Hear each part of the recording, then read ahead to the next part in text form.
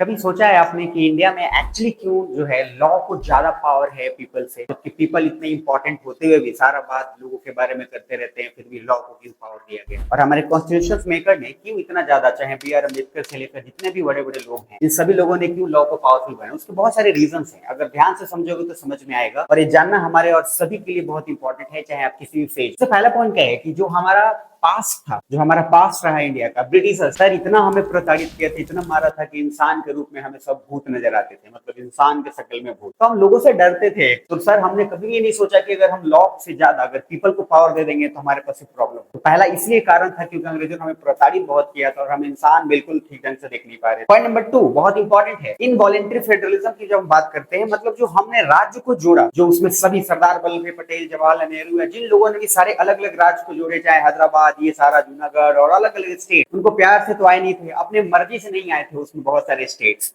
तो उनको लिए हमने बहुत साम दाम दंड भेद अपनाया। तो सर हमें उसके बावजूद भी भरोसा था कि पता नहीं आजादी के बाद लोग लफड़ा शूटिंग और कांड कर दें। तो हमने सोचा कि नहीं, हम इनवॉलेंट्री फेडरलिज्म चूंकि कर रहे हैं तो पावर हमेशा लॉ को ही ज्यादा देंगे, क्योंकि फिर से लोग बाद में चलकर हो गया कुछ भी कर सके तो फिर कुछ हमारे पास ऑप्शन है। एंड तीसरा जो इंपॉर्टेंट है, डाइवर्सिटी। सर इतना यूनिक डाइवर्सिटी है इंडिया का, और इतने ज्यादा डाइवर्सिटी है, मतलब धर्म में धर्म, जाति में जाति, जाति में जाति, इतनी सारी चीजें हैं। सर अगर हम किसी एक आदमी को, किसी एक पीपल को पावर देते तो फिर और सारे नाराज हो जाते। इस वजह से हमने क्या किया कि लॉ को ज्यादा पावरफुल बनाया। And the fourth most important point is कि सर एजुकेशन स्टेटस। आपको जानकर हैरानी होगी कि उस समय, जिस समय इंडिया ये आजाद हुआ और जो कॉन्स्टिट्यूशन मेकर्स ने सारी चीजें करी, उस समय इंडिया का जो मेल था, जो मात्र 16%, पुरुष मात्र 16% शिक्षित थे, महिलाएं मात्र 9% शिक्षित। यानी कि अगर देखा जाए तो ऑलमोस्ट आप सोचिए इतने बड़े पॉपुलेशन में सारे के सारे लोग लगभग अशिक्षित ही मानिए, क्योंकि ये परसेंटेज कुछ भी मैटर नहीं करता, जिस समय लिटरेसी रेट का भी अलग है।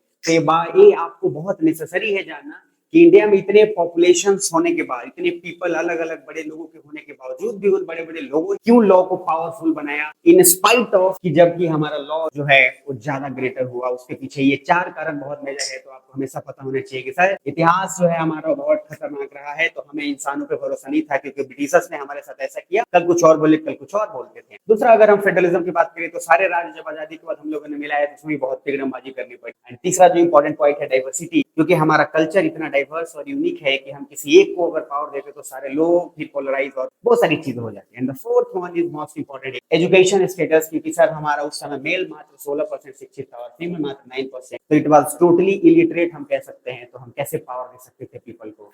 So that's why in India always law is greater than the people. So mind it, people is not greater than the law, but the law is greater than